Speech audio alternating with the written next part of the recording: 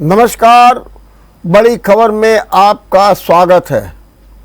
आज सीबीएसई के 12वीं और 10वीं के रिजल्ट में एक बार फिर छात्राओं ने अपनी अद्भुत प्रतिभा का प्रदर्शन प्रस्तुत कर दिया। सबसे बड़ी बात तो ये रही कि कक्षा 12 में जो टॉपर है, जिसने सभी पूरे देश में टॉप किया, मैं ये कहूँगा, उसके 500 में 500 नंबर हैं टॉपर के, एक नंबर भी कम नहीं।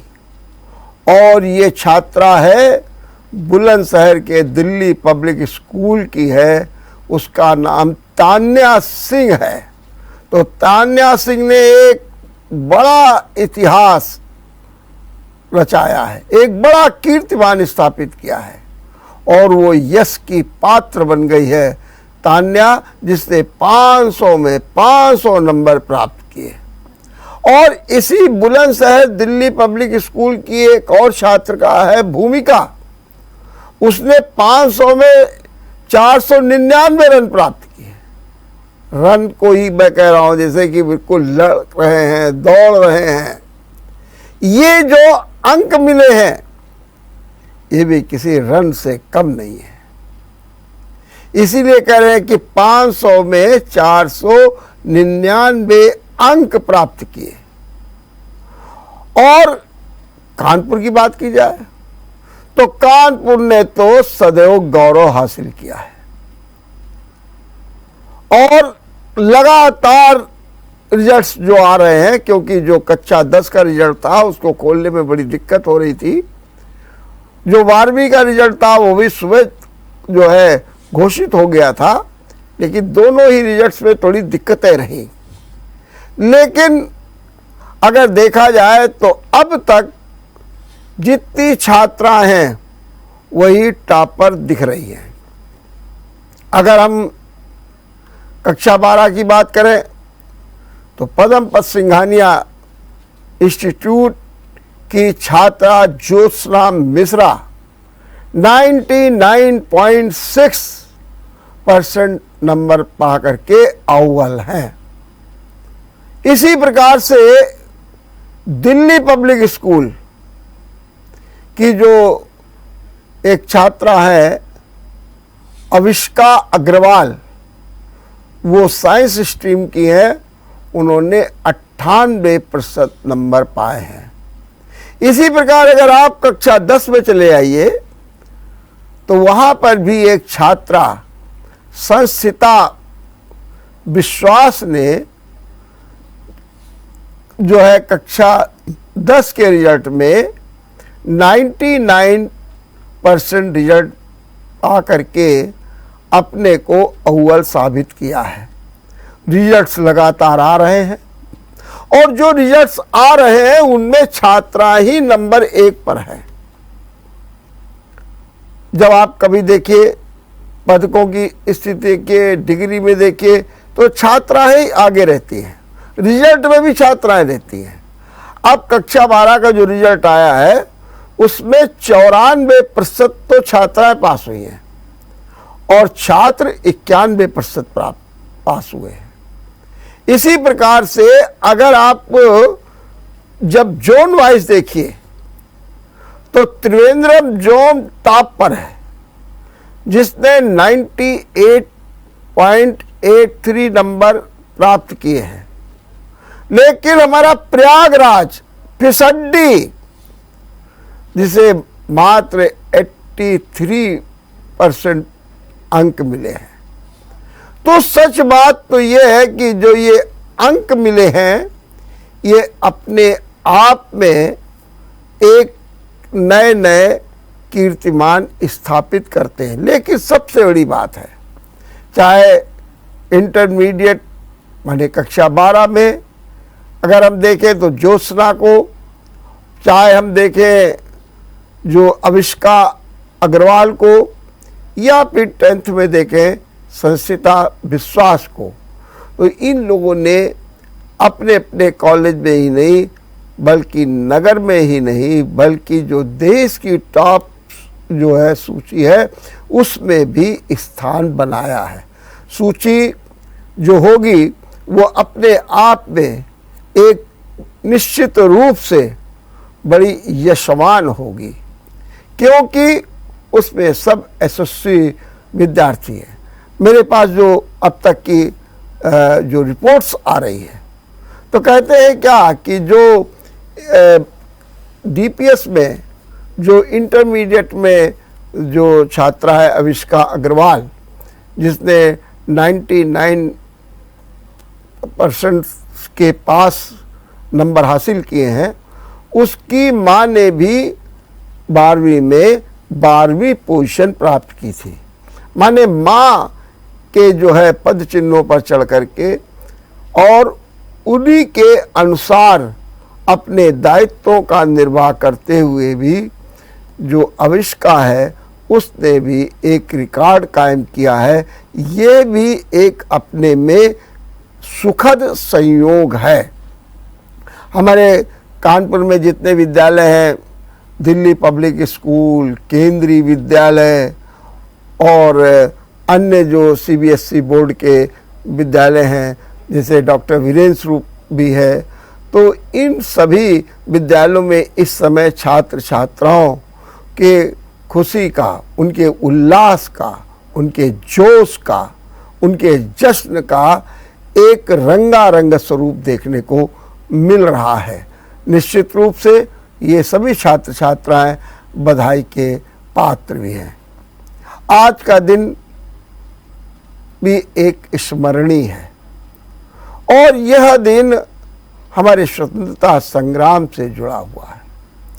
आज के ही दिन माने 22 जुलाई 1947 को हमारे राष्ट्र ध्वज जो ये तिरंगा है इसको मान्यता प्रदान की गई थी, इसको अपनाया गया था।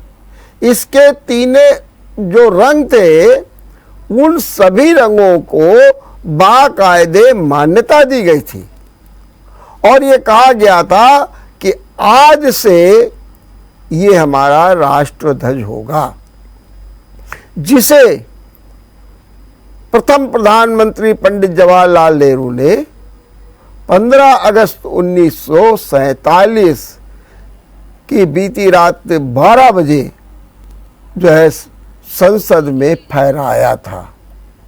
तो ये है हमारे आज के राष्ट्र ध्वज का सम्मान। इसी अवसर पर हमारे प्रधानमंत्री नरेंद्र मोदी ने कहा है कि आइए हम सब राष्ट्रीय ध्वज से गहराई के साथ जुड़े, इसको अपनाएं, अपने जीवन में अपनाएं। हमारे में एक राष्ट्र भावना ऐसी जागृति हो कि हम हर पल अपने राष्ट्र के लिए सोचें, चिंतन करें, मनन करें। तो उसमें एक स्थिति क्या है? उन्होंने कहा कि इस बार अमृत महोत्सव है, इसलिए 13 तारीख से लेकर के 15 तारीख तक हर घर में तिरंगा, हर घर तिरंगा। ये मोदी जी का आह्वान है कि हर घर में जो है वो तिरंगा लहराना चाहिए। और उन्होंने जनता से अपील की है, लोगों से अपील की है, आम जन से अपील की है कि अमृत महोत्सव पर आप 13 अगस्त से लेकर के 15 अगस्त तक अपने घरों में तिरंगा झंडा फहराएं। ये हमारे राष्ट्रीय चेतना का, राष्ट्रीय जागरण का, राष्ट्रीय अभ्युदय का, राष्ट्रीय नवनिर्माण का संचार करेगा। और प्रधानमंत्री के इस आह्वान को पहले ही भारतीय जनता पार्टी अंगीकार कर चुकी है। बैठकें हो रही है, प्रयास हो रहे हैं और 20 करोड़ घरों में तिरंगा फहराने की योजना है। 20 करोड़ घरों में। निश्चित रूप से लक्ष्य बड़ा है, लेकिन हाथ भी करोड़ों हैं और ये हाथ जो है वो तिरंगे को फहराएंगे आन बान शान के साथ और एक राष्ट्रीय चरित्र को विकसित करेंगे। और जब व्यक्ति राष्ट्रध्वज फहराता है, जब व्यक्ति राष्ट्रध्वज लेकर के चलता है, जब जो व्यक्ति राष्ट्रध्वज लहराता है, तो उसमें एक नया स्वाभिमान, आत्मविश्वास, राष्ट्र गौरव भी जागृत होता है। और ये हमें अपने देश के लिए, अपनी पृथ्वी के लिए, अपनी मातृभूमि के लिए कर गुजरने की प्रेरणा देता है कि कुछ कर गुजरो। ठीक है, हमने जन्म लिया है, लेकिन इस जन्म को सार्थक बनाओ। प्रधानमंत्री का आह्वान और प्रधानमंत्री की अपील, हम भी उससे जुड़ करके उसे आगे बढ़ाते हैं और अपने सभी जेएमडी के दर्शकों से कहते हैं कि आप अभी से तैयारी कर लीजिए। 13 अगस्त से 15 अगस्त से और अपने घर के सबसे ऊंचे स्थान पर तिरंगा को लहराइए। और आज 22 जुलाई 1947 को जिस दिन राष्ट्रध्वज की मान्यता मिली थी, संकल्प लीजिए कि हम अपने राष्ट्र के सम्मान, अपने राष्ट्र के गौरव, अपने राष्ट्र के स्वाभिमान, अपने राष्ट्र की रक्षा आदि आदि के लिए सदैव तत्पर रहेंगे। और तत्पर ही नहीं रहेंगे, बल्कि हम कृत संकल्प रहेंगे कि हमारी मातृभूमि, हमारा राष्ट्र गौरवान्वित हो, कीर्तिजयी होकर के निश्चित रूप से यशवान भी बने। हम यहाँ लेते हैं एक छोटा सा ब्रेक। ब्रेक के बाद आपका एक बार फिर स्वागत है। हम चर्चा कर रहे थे राष्ट्रध्वज की, हम चर्चा कर रहे थे सीबीएसई के रिजल्ट की, और अब चर्चा है केजरीवाल सरकार के एलजी से टकराव की। केजरीवाल सरकार का एलजी माने उपराज्यपाल विनोद कुमार सक्सेना से टकराव शुरू हो गया है। पहला टकराव उस समय हुआ जब मुख्यमंत्री अरविंद केजरीवाल ने सिंगापुर जाने की इजाज़त मांगी। सिंगापुर में मेयर समिट हो रहा है और उस समिट में अरविंद केजरीवाल को आमंत्रित किया गया, लेकिन उपराज्यपाल ने यह कहते हुए अनुमति देने से इनकार कर दिया कि ये तो मेयर का समिट है। और केजरीवाल को थोड़ा गुस्सा आया, लेकिन उनका गुस्सा शांत भी नहीं हो पाया था कि आज एलजी ने जो केजरीवाल सरकार की नई आबकारी नीति है उसमें सीबीआई जांच के आदेश कर दिए। अब आदेश का मतलब ये है कि अभी उनको सिफारिश कर दी है, गृह विभाग में जाएगी और वो आदेश जारी हो जाएंगे। और इससे और भी टकराव बढ़ गया। कहा यह जा रहा है कि ये शिकायत मिली कि जो केजरीवाल सरकार की नई आबकारी नीति है इसमें टेंडर आदि को लेकर के बड़ा घपला हुआ और लाइसेंस धारकों को अनुचित लाभ पहुंचाया गया। इसी आरोप की जांच जो है सीबीआई के लिए प्रस्तुत की गई है। अब जब ये सूचना केजरीवाल सरकार को मिली तो मुख्यमंत्री केजरीवाल गुस्से में आ गए। उन्होंने एक प्रेस कॉन्फ्रेंस करके कहा मुझे जेल भेज दो, मेरे पीछे पड़ी हुई है सरकार और हमारा कुछ नहीं बिगड़ेगा और देखिएगा कोर्ट से भी इनको फटकार मिलेगी। और जो हमारे सिसोदिया हैं मनीष, वो उनको भी घेरे में लेने के प्रयास हो रहा, उनको जेल भेजने की बात हो रही है। इसलिए ये सब जो है हथकंडे अपनाए जा रहे हैं। केजरीवाल ने अपनी प्रेस कॉन्फ्रेंस में आज ये तमाम मुद्दों को उठाया। बहरहाल टकराव शुरू हो गया है, इसका अंत कहाँ होता है ये तो हम आप देखेंगे। लेकिन उत्तर प्रदेश के मुख्यमंत्री योगी आदित्यनाथ आज दिल्ली जा रहे हैं और दिल्ली में उनके साथ होंगे डिप्टी सीएम दोनों, केशव प्रसाद मौर्य और ब्रजेश पाठक। जो सामान्यतः कहा गया है कि आज जो है मुख्यमंत्री दोनों डिप्टी सीएम के साथ राष्ट्रपति की फेयरवेल जो पार्टी है उसमें शामिल होंगे। आमंत्रित किया गया है। रामनाथ कोविंद ने अशोका होटल में पार्टी है और वहाँ पर जो है मुख्यमंत्री योगी आदित्यनाथ शामिल होंगे। लेकिन राजनीतिक सूत्र कहते हैं कि ये तो सब होगा ही, लेकिन इसके साथ मुख्यमंत्री योगी आदित्यनाथ आला कमान से भी वार्ता करेंगे। कहा तो ये तक जा रहा है कि आला कमान ने भी मुख्यमंत्री योगी आदित्यनाथ को बुलाया है, क्योंकि जिस तरीके से तबादलों को लेकर के विवाद हुआ, जिस तरीके से राज्य मंत्री दिनेश खटीक ने इस्तीफा दिया, जिस तरीके से जितिन प्रसाद ने अपनी बयानबाजी की, जिस तरीके से ब्रजेश पाठक ने खुल करके तबादलों में अब दरकिनार रखने की बात की, ये सब से एक बखेड़ा खड़ा हो गया है। दिनेश खटीक तो भाजपा के अध्यक्ष जेपी नड्डा से मिले, उन्होंने उनको नसीहत भी दी और शायद उन्होंने कहा कि ये सब बेकार की बातें हैं, चाहिए योगी आदित्यनाथ से बात कीजिए और कोई बात है तो पार्टी के प्लेटफॉर्म पर ही होनी चाहिए। नसीहत दी और वो चले आए और मुख्यमंत्री योगी आदित्यनाथ से उन्होंने मुलाकात भी की। उसके बाद कहा जा रहा है कि उनका इस्तीफा अस्वीकार हो गया है, माने इस्तीफा उनका नहीं माना जाएगा। और इसके साथ साथ ही एक बात और हुई है, वो ये हुई है कि ये कहा गया है कि उनकी जो समस्याएं हैं उनको दूर किया जाएगा।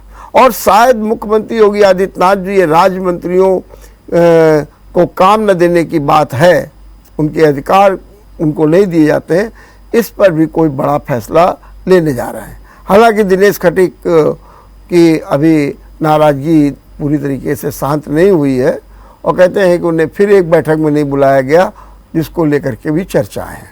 लेकिन आज जो आला कमान ने जो योगी आदित्यनाथ से बातचीत की है या करेंगे, क्योंकि बात तो फ़ोन से होती रहती है, लेकिन आज जो लगता है आमने सामने बात करके जो ये उत्तर प्रदेश में एक नया बखेड़ा खड़ा हो गया है, वो भी अपने आप में वास्तव में बड़ा विलक्षण है और इसका भी समाधान ढूंढा जा रहा है। एक आज योगी सरकार का एक निर्णय और आया है कि योगी सरकार एक सर्वे करा रही है और घर घर सर्वे होगा और सर्वे में 2-3 बातें बड़ी विचित्र हैं। उसके पीछे क्या है, जैसे कि सर्वे में पूछा जाएगा घर घर जा कर के कि आपको मुफ्त राशन मिल रहा है, तो आप कहेंगे हाँ मिल रहा है, तो आप क्यों ले रहे हैं मुफ्त राशन, ये भी पूछा जाएगा। दूसरा ये भी पूछा जाएगा आपसे कि आपकी उपभोक्ता की कौन कौन सी वस्तुएं हैं, उनको आप कैसे प्राप्त करते हैं। माने गरीबी, महंगाई और उपभोग, 3 बातों को केंद्र बिंदु में रख करके सर्वे किया जा रहा है। और उसके साथ में 2 बातें और पूछी जाएंगी जो बड़ा तकनीकी दृष्टि से महत्वपूर्ण है। पूछा यह जाएगा कि आपके यहाँ 3 वर्ष से अधिक के जो बच्चे युवा हैं वो कितना इंटरनेट का प्रयोग करते हैं और क्या माताएं बच्चों को चुप करने के लिए मोबाइल प्रस्तुत कर देती हैं, बच्चे कितना मोबाइल देखते हैं, इस बात का भी एक सर्वे होने जा रहा है। इसकी एक बैठक वाराणसी में हो चुकी है और इसको राष्ट्रीय सांख्यिकी विभाग करेगा और ये जल्द ही आपके दरवाजे भी दल आएगा। हम यहाँ लेते हैं विराम। देखते रहिए बड़ी खबर। नमस्कार।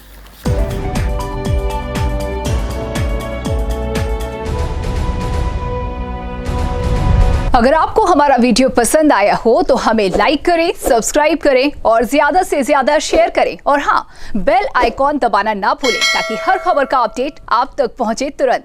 आप हमें इंस्टा, ट्विटर और फेसबुक पर भी फॉलो कर सकते हैं। हमारी आईडी है @JMT News Flash।